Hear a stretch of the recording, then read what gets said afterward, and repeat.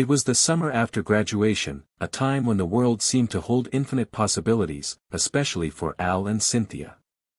They were young, brilliant, and madly in love.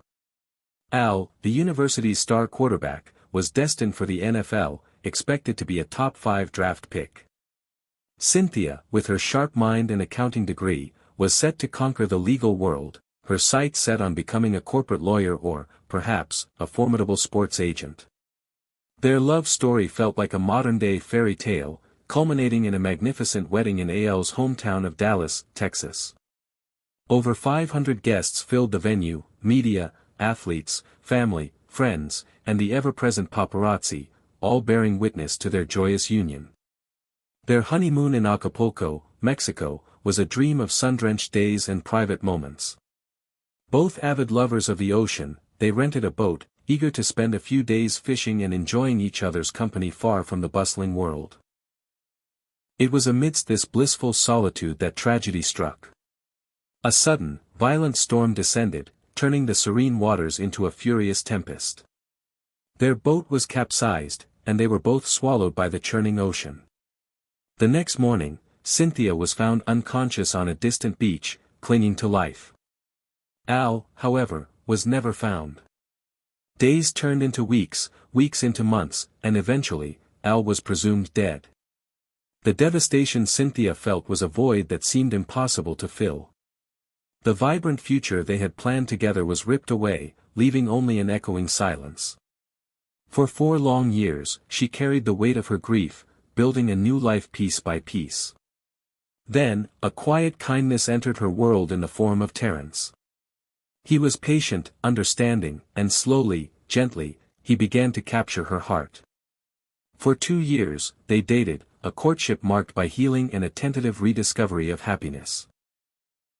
They married, and for the next 12 years, Cynthia and Terence built a wonderful life together, blessed with 2 children, Marcus, now 10, and Olivia, 8. Their home was filled with laughter, the comforting chaos of family life, and a profound sense of peace. Meanwhile, Al, presumed lost to the ocean, had been miraculously found floating in the water by a lone fisherman. He was taken to a local hospital, listed only as John Doe. Al had no memory of who he was, or where he came from. All he could recall was his first name. Al, stripped of his past, Al embarked on a new, uncertain journey. He met Lana, a kind-hearted woman who saw beyond his amnesia to the gentle soul beneath. They fell in love, married, and soon welcomed 2 children into their lives, Rebecca, 10, and Michael, 8. Al had built a new family, a new identity, a new life, unaware of the profound connection he had once shared with another woman. Life, it seemed, had granted both Cynthia and Al a second chance at happiness, carefully shielding them from the echoes of a past tragedy. Then came the fateful vacation to Vegas. The city of endless possibilities became the backdrop for an impossible reunion. Walking through the crowded casino floor, each lost in their own thoughts, they bumped into each other. Cynthia looked up, and her gaze met his. In that instant, time collapsed. The decade and a half vanished, and the world spun back to sun-drenched Acapulco.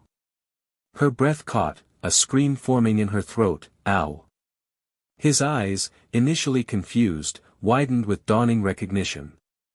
As Cynthia's name left his lips, a floodgate burst. All the forgotten years, the memories of a life he couldn't recall, rushed back with a blinding clarity. The wedding, the honeymoon, the storm, Cynthia's face, her laughter, their shared dreams, it all returned, overwhelming him.